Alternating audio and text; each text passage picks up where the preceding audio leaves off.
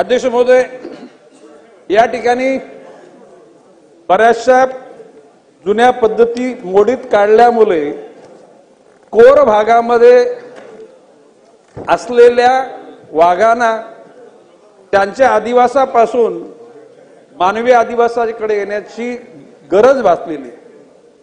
अध्यक्ष महोदय, खरं म्हणजे पूर्वीच्या कालखंडात जंगलामध्ये अशा प्रकारची फळझाडे असायची की ज्या फळझाडांच्या माध्यमातून हरिण, भेकर, ससे वगैरे ह्या प्राण्यांना, शाकाहारी प्राण्यांना त्या ठिकाणी अन्न मिळायचं आणि ते शाकाहारी प्राणी ह्या हिंसक प्राण्यांची खाद्य बनायचं।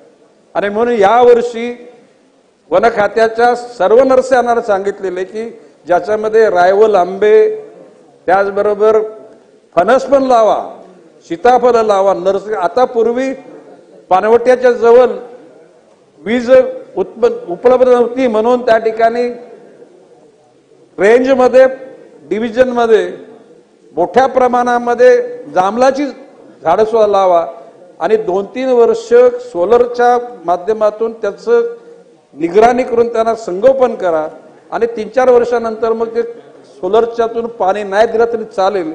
म्हणून वडट्टीवार साहेबांनी सांगितल्या पद्धतीनं कोर एरियामध्ये त्या ठिकाणी फळझाडं उपलब्ध झाली आणि त्या ठिकाणी जर का हिंसक पशुला जर त्या ठिकाणी त्यांचं खाद्य मिळालं तर ते नागरी वस्तीकडे येणार नाहीत।